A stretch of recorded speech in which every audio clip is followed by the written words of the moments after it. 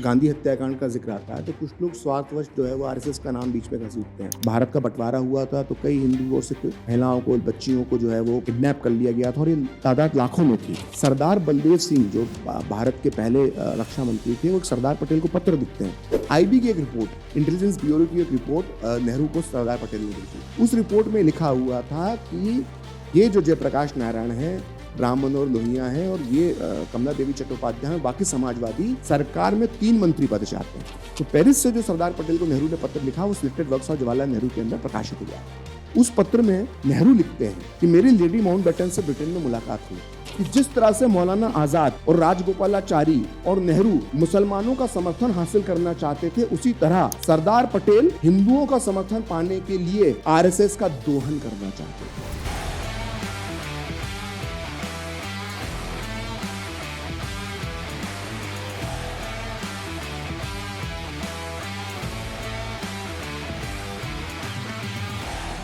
My honor to be here and thank you very much. Let me have the pleasure of shaking you by the hand as a Brit would say. नमस्ते, TGT podcast के इस संस्करण में आप सभी का स्वागत है। और आज हम बात करने जा रहे हैं सरदार पटेल और आरएसएस के संबंधों की, और हमारे साथ बातचीत करने के लिए हैं प्रखर श्रीवास्तव जी।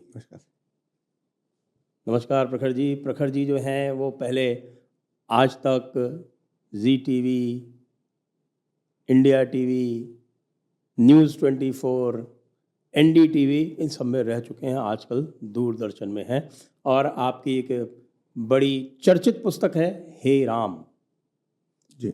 ये पुस्तक जो है हे राम, ये रखी हुई है सामने, और इसमें प्रखर जी ने गांधी जी से संबंधित प्रकरणों का 1946 और 1947 विशेषकर और 1948 तक उनका उल्लेख काफ़ी विस्तार से किया है और बड़े प्रामाणिक स्रोतों से किया है। तो प्रखर जी, इसमें आपने सरदार पटेल और आरएसएस के संबंधों का भी विश्लेषण किया है, और ये कहा जाता है कि सरदार पटेल जो थे वो आरएसएस के विरोध में थे। तो इसके बारे में आपने इस पुस्तक में क्या लिखा है? देखिए, ऐसा है कि जब गांधी हत्याकांड का जिक्र आता है तो कुछ लोग स्वार्थवश जो है वो आरएसएस का नाम बीच में घसीटते हैं। सरदार पटेल का जब सम्मान करने की ये जो सरकार है, मोदी सरकार, जब सरदार पटेल का सम्मान की बात करती है तो ये बार बार इस बात को याद दिलाते हैं कि सरदार पटेल ने संघ पर प्रतिबंध लगाया था, जो लेकिन ये पूरा सच नहीं है। प्रतिबंध किन परिस्थितियों में लगाया गया तो और प्रतिबंध किन परिस्थितियों में हटाया गया, इस पर भी चर्चा होना चाहिए। जब मैंने गांधी हत्याकांड पर पुस्तक लिखी तो ये बताना बहुत ज़रूरी था कि जो गांधी हत्या के नाम पर जो राजनीति के स्कोर सेट किए जाते हैं कि आज 75 साल बाद भी गांधी हत्याकांड का इस्तेमाल करके एक खास संगठन को बदनाम करने की कोशिश, एक खास विचारधारा को बदनाम करने की जो कोशिश की जाती है, तो उसका पूरा सच सामने आना चाहिए। तो जो बार बार कहते हैं कि संघ के साथ जब गांधी हत्याकांड को जोड़ा जाता है, तो जब मैं उसका अध्ययन कर रहा था तो उसमें मुख्य तौर पर उभर कर सामने आता है कि सरदार पटेल और आरएसएस के संबंध क्या थे, और सरदार पटेल और आरएसएस के नहीं बल्कि नेहरू और आरएसएस के क्या संबंध थे, और नेहरू आरएसएस को लेकर क्या सोचते थे। इसकी पड़ताल करे बिना हम ये नहीं समझ सकते हैं कि उस दौर में गांधी की हत्या के बाद संघ के साथ क्या हुआ और फिर किन परिस्थितियों में प्रतिबंध हटाया। तो वो सारा इसके अंदर मैंने अपनी पुस्तक में वर्णन किया है। तो अगर मैं इसकी शुरुआत करूं, अगर गांधी हत्याकांड के मैं बहुत पहले न जाकर, सिर्फ मैं अगर 1947 में जब बंटवारे का दौर जो था उसमें जब पाकिस्तान के इलाके के जो हिंदू थे उन्हें जिस तरह से मार मार कर हिंदू और सिखों को भेजा जा रहा था, तो उस दौर में आरएसएस ने बहुत बड़ी भूमिका निभाई। जो आरएसएस का बेस जिसको महाराष्ट्र माना जाता था उस दौर में, वहाँ से बाहर निकलकर संघ ने नॉर्थ इंडिया में, खासकर जो पंजाबी और सिख जो आए थे वहाँ से, उनकी मदद करी, उनको सुरक्षित भारत में लाने में योगदान दिया, और उसके कई प्रमाण मिलते हैं। मतलब मैं जब रिसर्च कर रहा था तो एक प्रमाण तो ये भी मिलता है कि ये सभी को मालूम है संजय जी कि जब भारत का बंटवारा हुआ था तो कई हिंदू और सिख महिलाओं को, बच्चियों को जो है वो किडनैप कर लिया गया था और ये तादाद लाखों में थी। तो इन महिलाओं, बच्चियों को छुड़ाने के लिए सरदार बलदेव सिंह जो भारत के पहले रक्षा मंत्री थे, वो एक सरदार पटेल को पत्र लिखते हैं। मैं आपको ये सब इसलिए बता रहा हूँ कि थोड़ा हमें बैकग्राउंड मालूम होना चाहिए कि किन परिस्थितियों में। बिल्कुल बिल्कुल बिल्कुल। तो सरदार पटेल को सरदार बलदेव सिंह पत्र लिखते हैं, रक्षा मंत्री जो उस समय भारत के तत्कालीन पहले रक्षा मंत्री थे।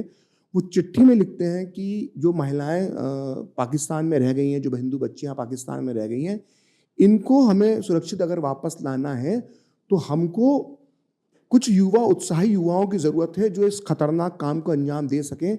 तो क्या आप गुरु गोलवलकर जो संघ के सरसंचालक थे आदित्य, उनसे आप बात कर लीजिए और क्या संघ के कार्यकर्ता जा सकते हैं। और मुझे ऐसी सूचना मिली है कि संघ के स्वयंसेवक जो हैं इस दुस्साहसिक कार्य के लिए तैयार हैं, तो आप मुझे क्या कहते हैं। तो सरदार पटेल कहते हैं कि ये बात कैबिनेट की मीटिंग में आप जरूर कहिएगा, मतलब जिससे ये बात नेहरू को भी समझ में आया, क्योंकि नेहरू जो थे वो उनका एक पूर्वाग्रह था संघ के प्रति। मैं अगर बहुत क्योंकि जब मैं अध्ययन कर रहा था तो नेहरू के लगातार संघ के खिलाफ जो बयान मिल रहे थे वो इतने, प्रधानमंत्री बनने के बाद 1947 के बाद की बता रहा हूं मैं आपको, मतलब ऐसा लगता था कि ये व्यक्ति जो है इस वक्त जो भारत आज़ाद हुआ है, भारत में इतनी समस्याएं हैं और भारत के अंदर जो बंटवारे के बाद जो खून खराबा हुआ है, जिसकी जिम्मेदारी एक तरह से सरकार की बनती है या मुस्लिम लीग की बनती है, जिन्होंने बंटवारे पर जो सहमत हो गए और उसके बाद भी अब अलग अलग दो राष्ट्र बनाने के बाद भी हिंसा को नहीं रोक पाए, अपने ऊपर जिम्मेदारी लेने के बजाय ये सारी जिम्मेदारियां संघ पर और हिंदूवादी संगठनों पर थोपने की एक रणनीति जो है उस वक्त नेहरू की दिखाई देती है। तो आए दिन संघ को जरा जरा सी बात पे कोसना, जब उस 1947 के सितंबर अक्टूबर में जब कबायली हमला हो जाता है, पाकिस्तान की सेना कबायलियों के भेष में जब कश्मीर पर हमला कर देती है, तो संघ एक बहुत बड़ी भूमिका वहां पर निभाता है। वहां पर राजा हरि सिंह के वो जो पूरा जो क्षेत्र था, मीरपुर, कोटली, मुजफ्फराबाद, वहां पर संघ के स्वयंसेवक ही थे, कांग्रेस वाले तो सब भाग चुके थे। बिल्कुल भाग, कांग्रेस का तो गठन भी नहीं करने दिया ना इन लोगों ने, कि शेख अब्दुल्ला को ही वो कांग्रेसी मानते थे, तो इस तरह का तो वैसे जो आपका सिंध और पंजाब भी था, वहां से भी कांग्रेसी भागने वालों में सबसे पहले थे, और आरएसएस वाले ही वहां रुक कर आखिर तक जो भी सुरक्षा थे वो प्रदान कर रहे थे। तो उस दौर में भी चिट्ठियां मिलती हैं कि किस तरह से नेहरू के खिलाफ, जब संघ के खिलाफ जो शेख अब्दुल्ला के सहयोगी नेहरू से शिकायत करते थे कि जो भारत सरकार ने हथियार दिए वो संघ के लोगों को मिल गए, हमें कम मिले, तो नेहरू बौखला जाते थे और सरदार पटेल से सवाल जवाब करने लगते थे कि क्या सच है या वो है। तो सरदार पटेल कहते थे ऐसा कुछ नहीं है, संघ को ऐसे हथियार नहीं मिले, जितनी जरूरत थी उतने ही कश्मीर में उन्हें हथियार दिए गए। तो खैर दिसंबर 1947 तक आते हैं, मतलब गांधी की हत्या से एक महीने पहले या 45 दिन पहले संघ के प्रति जो है जवाहरलाल नेहरू की नफरत चरम पर पहुंच जाती है। और मैं अपनी पुस्तक में पूरे पत्र लिखे हैं, जैसे वो जो मुख्यमंत्रियों के नाम पत्र लिखते थे उसमें संघ के खिलाफ जो भाषा का इस्तेमाल करते थे, जैसे कोई आतंकवादी संगठन हो।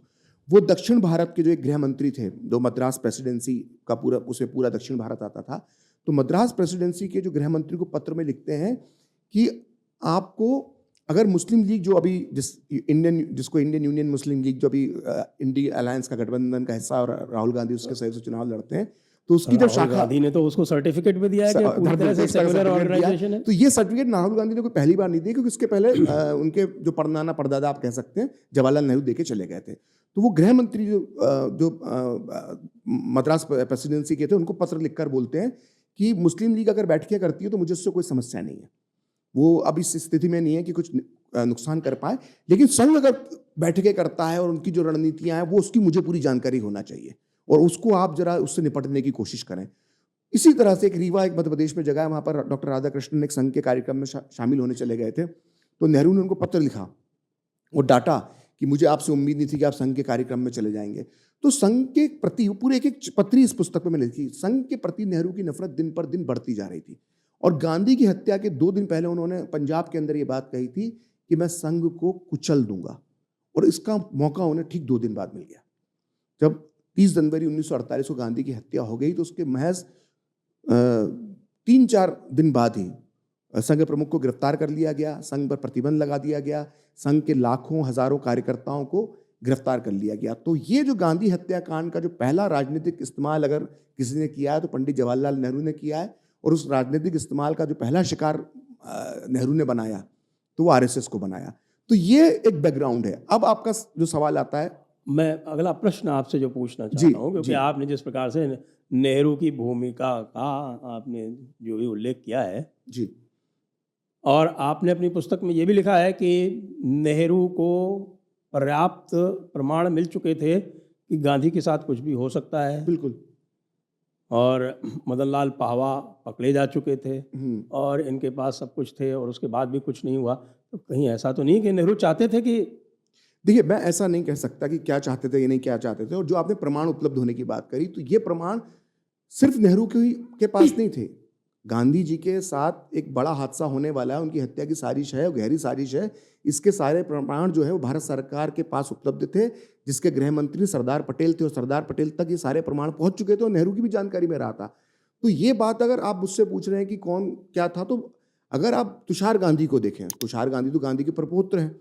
तो जब मैं एनडीटीवी में था और मैंने एक शो बनाया था गांधी हत्याकांड से जुड़ा हुआ, ये बात होगी 2008-9 की, तो उसमें हमने तुषार गांधी का इंटरव्यू लिया था। तो तुषार गांधी ने बहुत साफ साफ ये बात कही थी कि रोज बिरला भवन में जाकर गांधी जी की झड़कियां सुनना, उनकी डांट खाना, उनके जो अजीब किस्म के जो सुझाव होते थे वो नेहरू पटेल के लिए भारी पड़ते थे।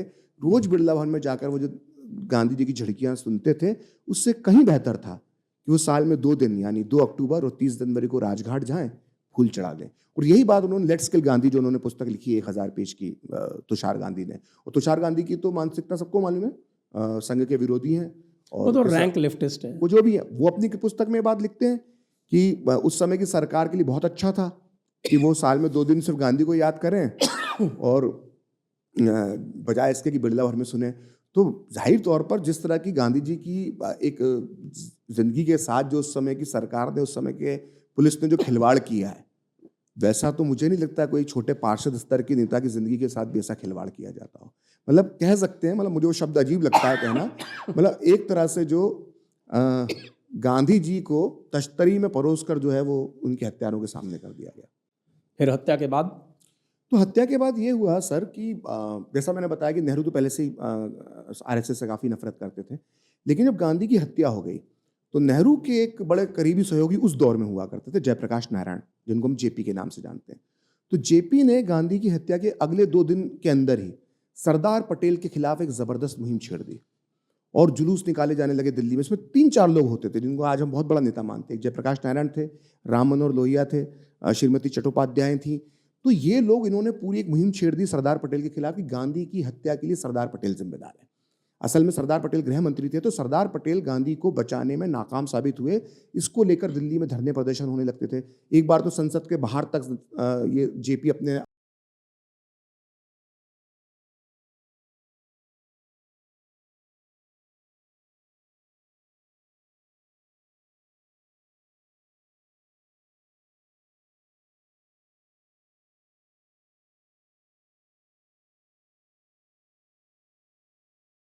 और चट्टोपाध्याय, कमला देवी चट्टोपाध्याय।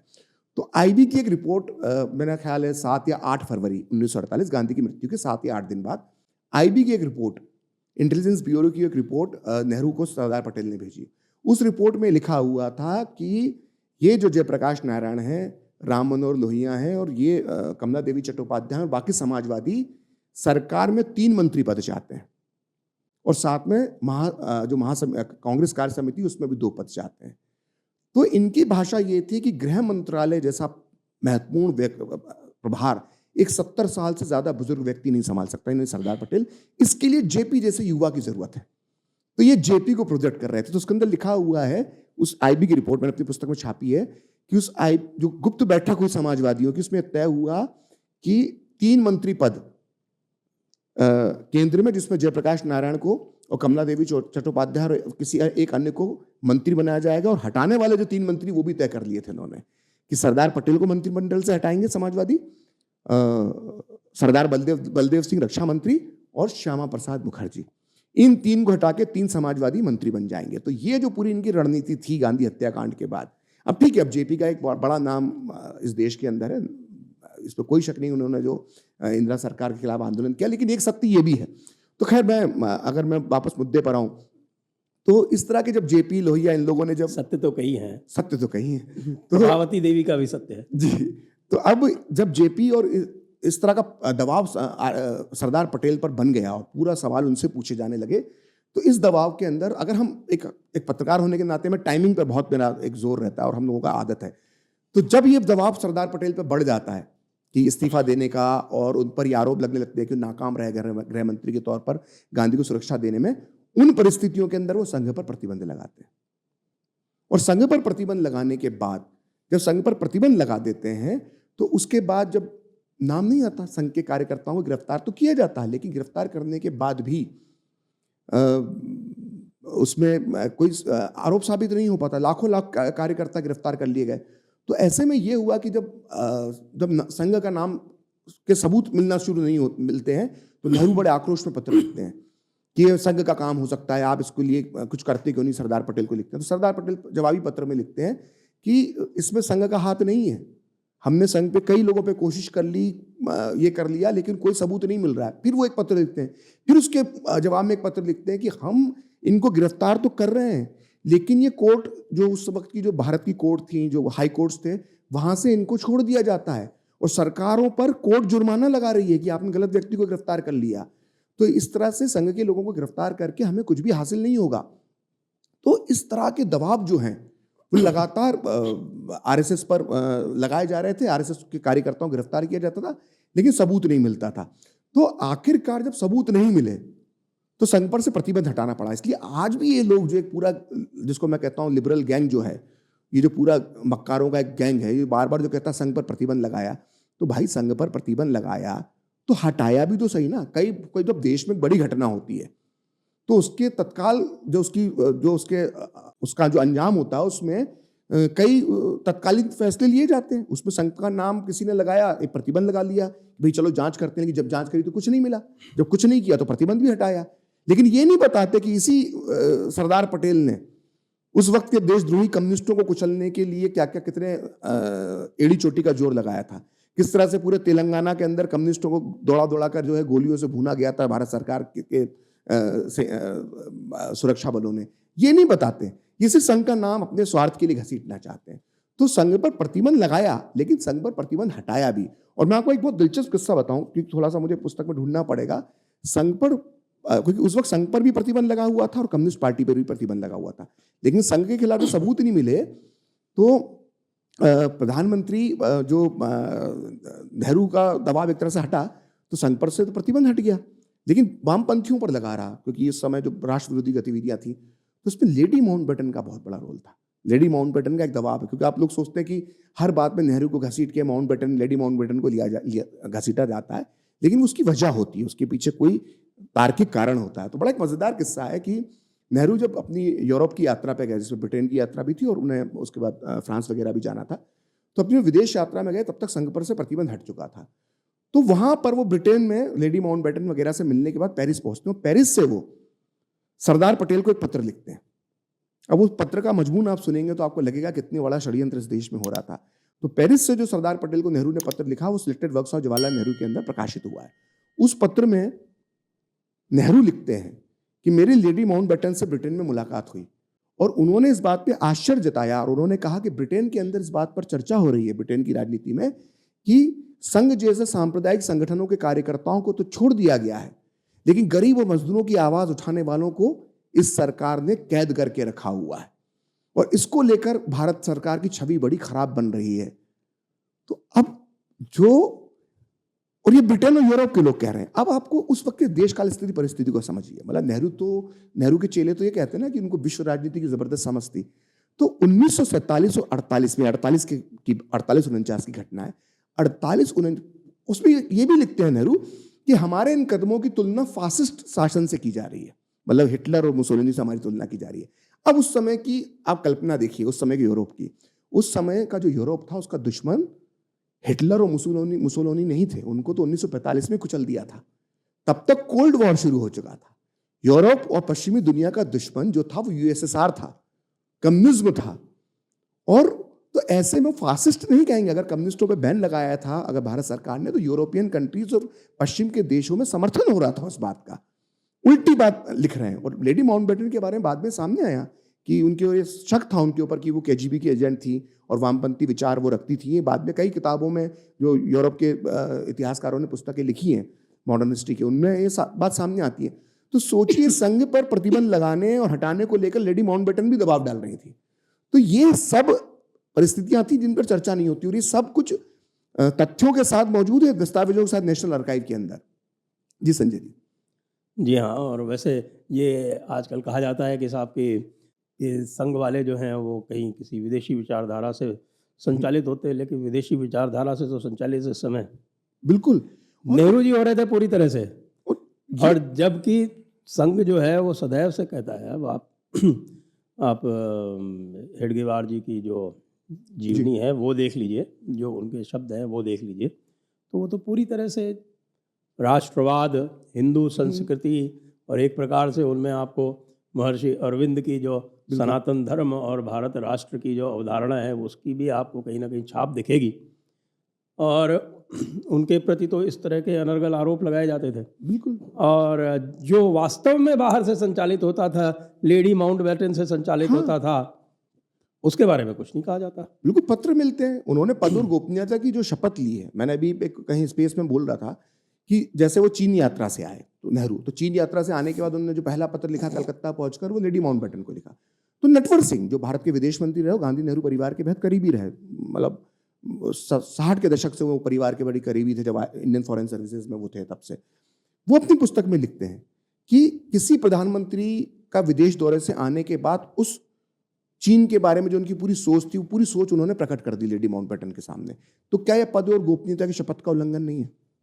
और वो पत्र मैंने पढ़ा है पूरा। उसके अंदर वो माओ को लेकर क्या सोच रहे हैं, चाओ एन लाई को लेकर क्या सोच रहे हैं, चाइना की फॉरेन पॉलिसी को लेकर क्या सोच रहे हैं, वो सब लेडी माउंटबेटन को बना रहे थे। पद और गोपनीयता की शपथ का उल्लंघन है। इसी तरह से हैदराबाद पर हमला करने के 10 दिन पहले वो माउंटबेटन को पत्र लिखते हैं, लॉर्ड माउंटबेटन को, कि हम लोग इस तरह का एक बड़ा कदम उठाना ही पड़ेगा, जो भी इस तरह की बात करते हैं। जबकि लॉर्ड माउंटबेटन किसी संवैधानिक पद पर नहीं, उस वक्त भारत के गवर्नर जनरल भी नहीं है। तो ये इतनी बड़ी बात उस व्यक्ति को बता देना जो हमेशा हैदराबाद के खिलाफ सैनिक कार्रवाई का जो विरोध करता था। तो ऐसे कई मिसाल मिलती हैं जब उन्होंने पद और गोपनीयता की शपथ का उल्लंघन किया है। अगर हम वापस इस मुद्दे पर आते हैं, जो लोग ये कहते हैं कि भाई सरदार पटेल ने संघ पर बैन लगाया था, तो वो तो स्पष्ट होता है कि नेहरू का दबाव किस तरह से काम कर रहा था। मेरा सिर्फ ये कहना है कि अगर सरदार पटेल ने बैन लगाया था संघ पर और बैन हटाया भी, तो उसके बाद एक बहुत बड़ी घटना है जिसका जिक्र पूरा अब तो लोग उसके बारे में जानने लगे, पहले कई लोगों को नहीं मालूम था। सरदार पटेल ने एक मुहिम चलाई थी कि जो आरएसएस का विलय है वो कांग्रेस के अंदर हो जाना चाहिए। और ये मुहिम को छोटी मोटी थी। अभी मैं कुछ दिन पहले, पुस्तक लिखने के बाद की घटना है, अभी मैं नेशनल आर्काइव के कुछ ऑनलाइन पेपर्स खगाल रहा था, तो उस समय जो पट्टाभी सीतारमैया जो कांग्रेस अध्यक्ष बन गए थे, उनसे पत्रकार सवाल पूछते थे कि आप संघ को कांग्रेस में विलय कराने के लिए क्या प्रयास कर रहे हैं, तो बताते थे कि हम कोशिश कर रहे हैं, ये बातचीत हो रही है कार्य समिति में। तो सरदार पटेल उस समय जब नेहरू अमेरिका दौरे पर गए हुए थे, तो सरदार पटेल ने कार्य समिति के अंदर प्रस्ताव पारित करवा लिया था कि संघ के जो कार्यकर्ता हैं वो कांग्रेस के सदस्य बन सकते हैं।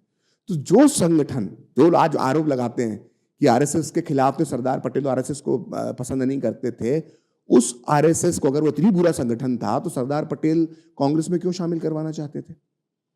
तो ये सब चीजें लोगों को मालूम नहीं है। और इसका वो आरएसएस को लेकर क्या सोचते थे, वो मुझे लगता है कि हमें वी शंकर के शब्दों में जानना चाहिए। वी शंकर शब्द जो थे वो आईसीएस अधिकारी थे और सरदार पटेल के पर्सनल सेक्रेटरी थे। तो मैं उसमें से उनका एक पत्र यहाँ पर पढ़ना चाहूँगा, जो पुस्तक में भी लिखा है।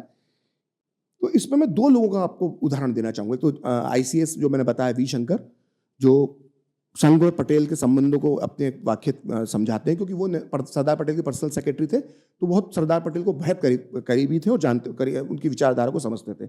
वहीं उस दौर में हिंदुस्तान टाइम्स के पूर्व संपादक जो थे वरिष्ठ पत्रकार जयंत साहनी, वो क्या सोचते थे। इन 2 लोगों की आप अगर इनके वक्तव्यों को पढ़ेंगे तो आपको समझ में आ जाएगा कि सरदार पटेल की संघ को लेकर सोच क्या थी। तो अगर हम वी शंकर की बात करते हैं, तो वी शंकर ने सरदार पटेल की संघ को लेकर क्या सोच थी, वो उसको मैंने पुस्तक में जगह दी है, उनकी पुस्तक के हवाले से। वो लिखते हैं कि सरदार पटेल हमेशा हिंदू समाज के उत्थान और पुनर्गठन में विश्वास करते थे। वह महसूस करते थे कि हिंदू समाज में संगठन और अनुशासन की कमी है।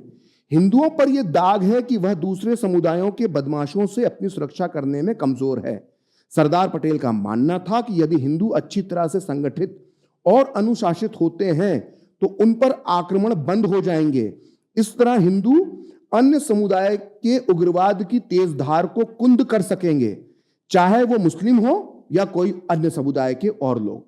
सरदार पटेल की नजर में, अब ध्यान से सुनना चाहिए यहां पर हमारे दर्शकों को, ये वी शंकर लिख रहे हैं कि सरदार पटेल की नजर में आरएसएस इस अवधारणा में फिट होता था और इसीलिए उनकी आरएसएस के साथ सहानुभूति और समर्थन था। मतलब वी शंकर, मैं कहता हूं कि सरदार पटेल को दुनिया में 2 व्यक्ति सबसे अच्छा समझते थे जी, जो उनको, उनकी विचार, एक उनकी बेटी मणिबेन पटेल जो हमेशा उनके साथ रहती थी, आजीवन विवाह नहीं किया, पूरे समय सरदार पटेल के साथ रहती थी, और दूसरे थे वी शंकर। तो वी शंकर कहते हैं कि सरदार पटेल, अगर मैं उसको समराइज करूं उनके इस महत्वपूर्ण बयान को एक बार फिर, कि वी शंकर ने अपनी पुस्तक में लिखा है कि सरदार पटेल ये समझते थे कि हिंदू संगठन, जो हिंदू समाज है वो संगठित नहीं है और अन्य समुदायों के सामने डर जाता है, दब जाता है। ऐसे में इनको संगठित करने की बहुत आवश्यकता है और आरएसएस ये कार्य कर सकता है, ऐसा सरदार पटेल सोचते थे। इसलिए वो आरएसएस के साथ सहानुभूति रखते थे और उनको समर्थन देते थे। अब ये जितने आज की तारीख में बैठे हुए हैं, ये ट्रोलर जो बैठी हुई है, ट्रोलर आर्मी, कि सरदार पटेल ने बैन लगाया था आरएसएस पे, उनको सरदार पटेल के विचार पढ़ना चाहिए, वो संघ के लिए क्या सोचते थे। और जे.एन. साहनी का मैं थोड़ा सा यहाँ पे पढ़ देता हूँ कि जे.एन. साहनी जो हिंदुस्तान टाइम्स के संपादक थे 1940 और 50 के दशक में, वो क्या सोचते थे वो भी यहाँ पे जानना जरूरी है कि उनकी क्या सोच थी, सरदार पटेल क्यों इस तरह के विचार रखते थे। तो जे.एन. साहनी को कपूर कमीशन के सामने पेश किया गया था। कपूर कमीशन जो गांधी की हत्या के बाद बना था। तो इसमें जे.एन. साहनी जो हिंदुस्तान टाइम्स के पूर्व संपादक थे, उन्होंने कहा था कि जिस तरह से मौलाना आजाद और राजगोपालाचारी और नेहरू मुसलमानों का समर्थन हासिल करना चाहते थे, उसी तरह सरदार पटेल हिंदुओं का समर्थन पाने के लिए आरएसएस का दोहन करना चाहते थे। मतलब ये सरदार पटेल के लिए अच्छी भाषा का इस्तेमाल नहीं कर रहे हैं जे.एन. साहनी। जे.एन. साहनी जो थे वो नेहरू जी के बड़े करीबी माने जाते थे। तो जे.एन. साहनी जो पूर्व पत्रकार थे, वरिष्ठ पत्रकार थे उस दौर के, उन्होंने कपूर कमीशन के सामने कहा जिस प्रकार से मौलाना आजाद, सी राजगोपालाचारी और नेहरू मुसलमानों को अपने साथ मिला चुके थे, वैसे ही हिंदुओं को अपने साथ मिलाने के लिए सरदार पटेल आरएसएस का इस्तेमाल करना चाहते थे। तो वी शंकर जो कहते हैं कि सरदार पटेल हिंदू समाज को संगठित करने के लिए संघ का समर्थन करते थे, यही बात करीब करीब इसको थोड़ा सा अलग अंदाज में उस समय जो जे.एन. साहनी जो हिंदुस्तान टाइम्स के संपादक थे वो कहते हैं। कपूर कमीशन जब उनकी गांधी जी की हत्या की जांच के लिए बना, तो उसके सामने जब पेशी हुई तो उन्होंने ये बात कही कि जिस तरह से मौलाना आजाद, सी राजगोपालाचारी और जवाहरलाल नेहरू मुसलमानों का समर्थन हासिल करना चाहते थे, उसी तरह सरदार पटेल हिंदुओं का समर्थन पाने के लिए आरएसएस का दोहन करना चाहते थे। मतलब ये बात थोड़ा निगेटिव तरीके से सरदार पटेल के बारे में कह रहे हैं, लेकिन जे.एन. साहनी जो थे वो करीबी पत्रकार थे नेहरू के, तो इसलिए वो इस अंदाज में बात कह रहे हैं। लेकिन उनकी बात कहने का मतलब क्या है कि राजगोपालाचारी, मौलाना आजाद और नेहरू सिर्फ मुस्लिम अपीजमेंट की राजनीति कर रहे थे, तो इसका मुकाबला करने के लिए सरदार पटेल को हिंदुओं का समर्थन चाहिए था, और हिंदुओं का समर्थन सरदार पटेल को लगता था कि अगर ये मुझे प्राप्त करना है तो उसमें संघ मुझे एक बहुत बड़ी मदद दे सकता है, तो इसलिए वो संघ का दोहन कर रहे थे, ऐसा जे.एन. साहनी कहते हैं। तो सरदार पटेल की जो आरएसएस को लेकर सोच थी वो यहाँ से स्पष्ट हो जाती है। अब ये जो आज सर्टिफिकेट बांटते घूम रहे हैं कि सरदार पटेल ये बोलते थे वो बोलते थे, तो इनके सर्टिफिकेट की अब जरूरत नहीं है, क्योंकि हम वी शंकर के बयानों को, उनकी लिखी किताब को जब पढ़ते हैं तो हमें स्पष्ट हो जाता है कि सरदार पटेल एक संघ का, सरदार पटेल की नज़र में संघ का स्थान बहुत ऊपर था, और तभी वो उसे कांग्रेस में शामिल करना चाहते थे। और आरएसएस के प्रतिबंध को जो हटाया गया, तो उसके बारे में जो पत्राचार हुआ उसके बारे में भी देखिए, वो एक बात सही है कि जब आरएसएस पर प्रतिबंध हटाने की, देखिए आरएसएस पर तो जो कार्यकर्ता थे वो तो तत्काल रिहा होना शुरू हो गए थे, 5-6 महीने के अंतर से जमानतें मिलना शुरू हो गई थी। फिर ये हुआ कि आरएसएस पर जो प्रतिबंध है वो हटाया जाए, तो उसके लेकर संघ ने जो है दिल्ली में जो एक आंदोलन शुरू किया, और उस दौर के अंदर गांधी के आंदोलनों के बाद ये सबसे बड़ा आंदोलन था, और ये आज़ाद भारत का पहला इतना बड़ा आंदोलन था जिसमें हजारों कार्यकर्ताओं ने फिर गिरफ्तारी दी, जेल में जगह कम पड़ गई पूरे भारत के कई शहरों, कई इलाकों के अंदर। तो वो जो आंदोलन चला, उस आंदोलन से जब सरकार दबाव में आई, तो उसमें डी.पी. मिश्र जो मध्य भारत के उस वक्त गृह मंत्री थे, उनके बीच में मध्यस्थता में, और अन्य लोग थे उसके बीच में कुछ पत्राचार हुआ सरदार पटेल और गुरुजी के बीच में। इसके अलावा पत्राचार हुआ, मुलाकातें हुई, उसमें फिर एक सहमति बनी कि संघ के जो सरदार पटेल के कंसर्न थे संघ को लेकर कि आपका क्या एक संविधान होना चाहिए, एक लिखित चीज़ें होना चाहिए, इसको बहुत रहस्यमयी संगठन को बनाने की ज़रूरत नहीं, जब आप काम कुछ गलत नहीं कर रहे हैं, हमें आपके खिलाफ जांच में अभी तक कुछ ऐसा मिला नहीं है, तो आपको अपना एक लिखित संविधान भी बना लेना चाहिए। आपको सबके सामने जो चीज़ें, जो लोगों को लेकर, जो आपको लेकर सवाल हैं, उन सवालों को आपको दूर करना चाहिए। तो श्री गुरु गोलवलकर भी इस बात पर सहमत हो गए। तो इसके आधार पर फिर जब चीज़ें तय हुई तो फिर संघ जो है वापस से प्रतिबंध हटा, और शाखाएं वगैरह वापस से लगना शुरू हुई। 5 जन ऑर्गेनाइजर पर जो प्रतिबंध लगा था वो भी फिर हटा। लेकिन ये सब हटने के बाद भी अगर लगता है कि सरदार पटेल की वरद हस्त होने की वजह से संघ पर से प्रतिबंध हटा, क्योंकि सरदार पटेल संघ को बहुत पसंद करते थे, तो 1951 तक सरदार पटेल इस दुनिया में नहीं रहे थे। और उसके बाद पूरे 13 साल तक जो है वो नेहरू प्रधानमंत्री रहे 1964 तक। उसके बाद उनकी बेटी 17 साल करीब करीब प्रधानमंत्री रही। तो भैया आपको अगर ऐसा लगता था कि संघ इतना खराब संगठन है, तो अब तो सरदार पटेल बचे नहीं थे जो संघ को दीवार बन के खड़े हो जाते थे संघ और सरकार के बीच में, संघ को बचाते थे। आप लगाते ना प्रतिबंध, आप बैठाते ना जांच नेहरू जी, और लगाते प्रतिबंध, लेकिन वो सब नहीं कर पाए। उन्हें मालूम था उनसे कोई सबूत नहीं मिलेगा, तो सिर्फ जो है ना जुमलेबाजी बस संघ के खिलाफ करते रहे। ये सांप्रदायिक संगठन है, ये सांप्रदायिक संगठन है, इसके अलावा कुछ होता नहीं था। और अंत क्या होता है, ये आप किसी के खिलाफ जो इतना जब वैमनस्य रखते हैं, जहर रखते हैं, कड़वड़ाहट रखते हैं, तो इसका नतीजा समय आपको देता है। अब क्या हुआ कि अपने जीवन पर्यंत जो है वो संघ की विचारधारा को गाली बकी नेहरू जी ने। और क्या हुआ, 1962 का युद्ध हुआ, संघ ने जो प्रशासन संभालने में जो योगदान दिया, तो 26 जनवरी 1963 को जो गणतंत्र दिवस की परेड थी, उसमें इन्हीं नेहरू को आरएसएस को शामिल करना पड़ा। तो इसको कहते हैं अहंकार का टूटना, कि जब अंतिम समय उसका कितने समय जीवित रहे, 15 महीने और जीवित रहे, 16 महीने और जीवित रहे, तो अपने मृत्यु के 16 महीने पहले जिस संगठन को उन्होंने 2 दशक तक गाली बकी थी, जिसके खिलाफ उन्होंने षड्यंत्र किए थे, जिसके लाखों कार्यकर्ताओं को महीनों जेल में अमानवीय स्थितियों के अंदर रखा गया था, उस संगठन के एक दल को गणतंत्र दिवस की परेड में आपको स्थान देना पड़ा। तो ये अहंकार का टूटना होता है सर। इसमें 2 बातें और थोड़ी सी मुझे प्रासंगिक लगती हैं जी। और उसमें ये है कि आरएसएस को प्रतिबंधित किया गया, जबकि प्रथम दृष्टया कोई साक्ष्य जी। आरएसएस के इन्वॉल्वमेंट का था नहीं। लेकिन हिंदू महासभा, हाँ, जिसका पूरा साक्ष्य था, बिल्कुल, सावरकर को भी उसमें गिरफ्तार किया गया जी, उसके विरुद्ध, उस संगठन के विरुद्ध कोई कार्रवाई नहीं की गई। देखिए इसमें बड़ी दिलचस्प बात है कि श्यामा प्रसाद मुखर्जी भी हिंदू महासभा से ही थे, और उनकी जो ब्रॉड बेस्ड कैबिनेट थी उसमें एज हिंदू महासभा के मेंबर ही वो मंत्री थे। देखिए इसमें बड़ी दिलचस्प बात है सर, कि बहुत कम लोग जानते हैं कि लोग हम गोडसे को हम जो छवि है, और वो सच भी है कि गोडसे के बारे में इतना बताया जाता है कि वो गांधी का हत्यारा था और हिंदू महासभा से जुड़ा हुआ था। लेकिन ये बहुत कम लोग जानते हैं कि हिंदू महासभा में गोडसे कोई छोटा मोटा नेता नहीं था। गोडसे प्रदेश इकाई का महासचिव बन गया था हिंदू महासभा का 1940 के दशक की शुरुआत में। और जब गांधी की जब हत्या हुई तब राष्ट्रीय कार्यकारिणी का सदस्य था हिंदू महासभा की।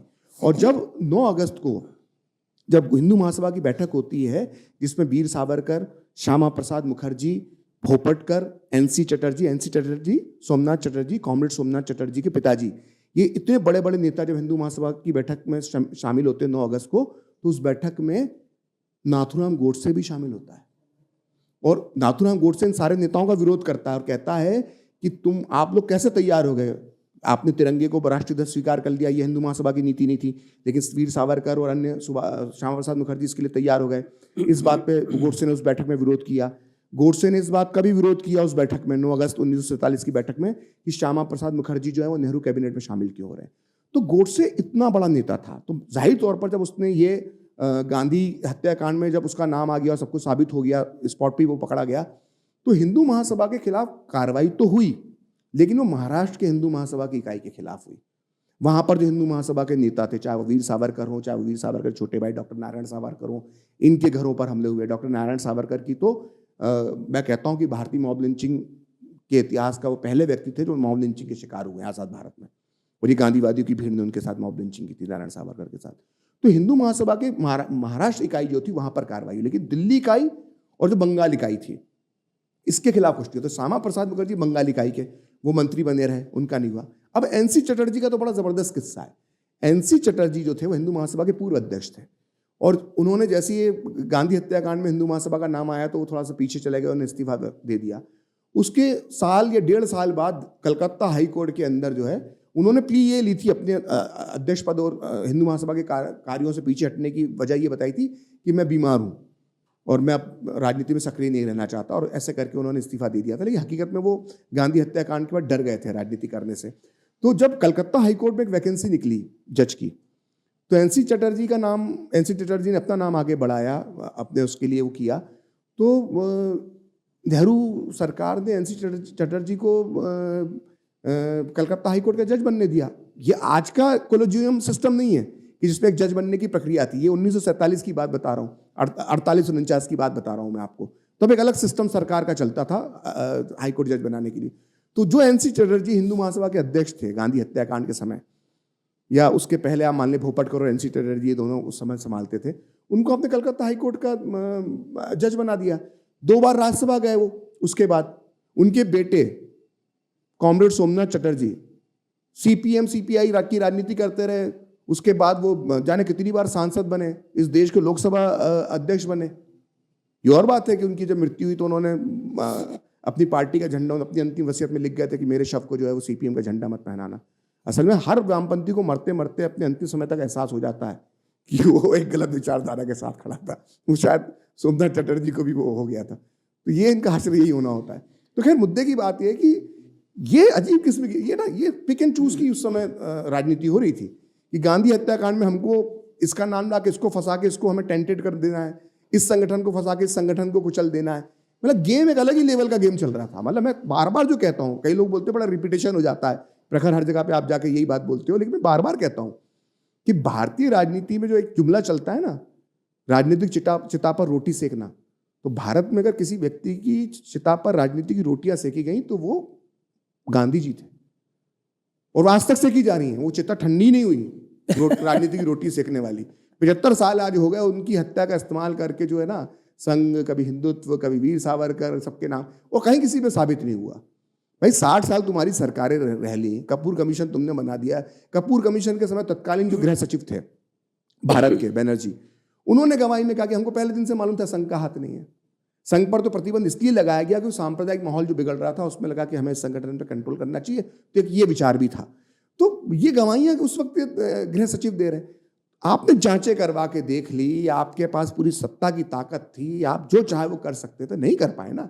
अब 75 साल बाद उनके नाती पोते जो कहते हैं अलग अलग सभाओं में जाके कि ये जो खड़े हैं हिंदुत्व की विचारधारा वाले, तो गांधी के हत्यारों के साथ खड़े हुए हैं। तो ये कुछ नहीं कर पाएंगे, बाप दादा भी कुछ नहीं कर पाए, ये भी कुछ नहीं कर पाएंगे, क्योंकि सांच को आंच नहीं है।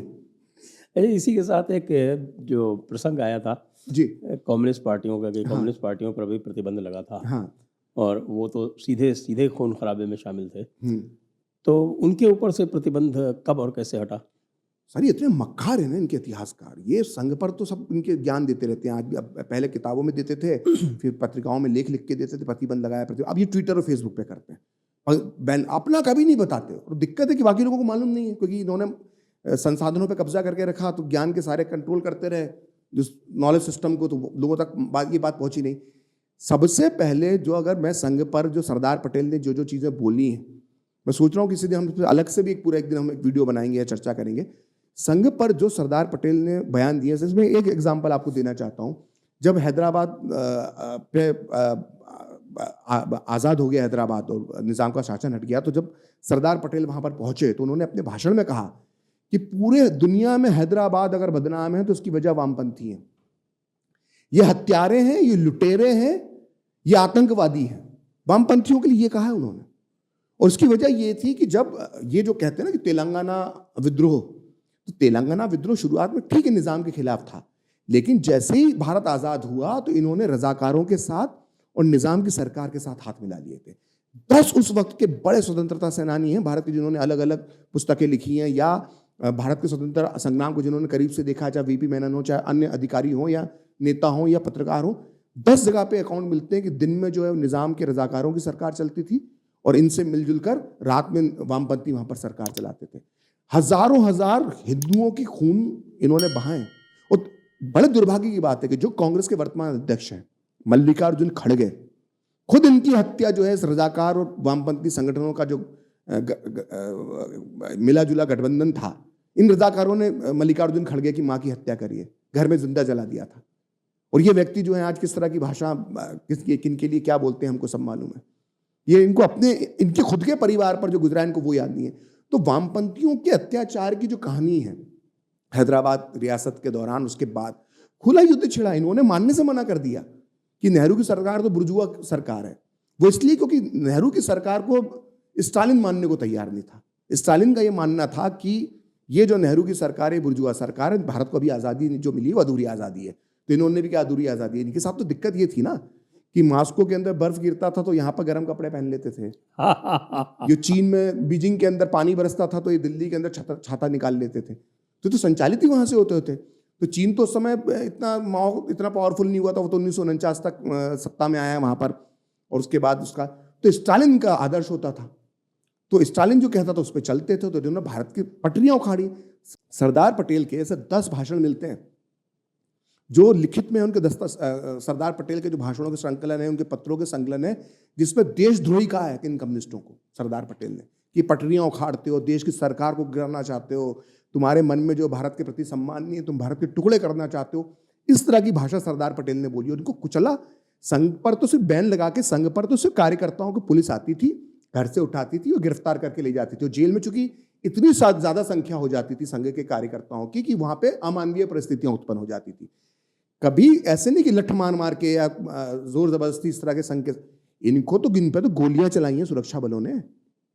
भारतीय सेना ने इनको कुचलने के लिए हैदराबाद में जंगलों में नक्सल आंदोलन भरी भली बाद में शुरू हुआ नक्सलवाड़ी से, लेकिन उसकी जो शुरुआती गोरिल्ला युद्धमार जो शैली है, इन्होंने निजाम के शासन खत्म होने के बाद जब भारत का शासन स्थापित हो गया तो हैदराबाद के जंगलों से अपना शासन चलाते थे। वहाँ पर किसानों से हफ्ता वसूली, लगान वसूली, उनका राज छीनते थे वामपंथ के नाम पर। तो भारतीय सेना ने जंगलों में घुस कर इनको गोलियां मार कर इनको कुचला है, इन गद्दारों को। अब ये गद्दारों के जो चेले चपाटे जो बैठे हुए हैं ट्विटर और फेसबुक और सोशल मीडिया पे, ये बताते हैं कि किसने किसको बैन लगाया था। ये भारतीय वामपंथियों का था। फिर ये बैन कैसे हटा? तो फिर वहां पर विजय लक्ष्मी पंडित थी, वो अनपढ़ बहन थी, वो नेहरू की पढ़ी लिखी तो थी नहीं, वो उसको सोवियत संघ में भारत का राजदूत बना के भेज दिया था। तो 2-2.5 साल तक उससे स्टालिन मिला ही नहीं। उसने जरूरी नहीं समझा कि ये जिस नेहरू को लोग बताते हैं यज्ञ दृष्टा और विश्व राजनीति में ऐसी उनकी छवि थी, उसकी सगी बहन से रूस का तानाशाह स्टालिन मिलने को तैयार नहीं हुआ 2-2.5 साल में।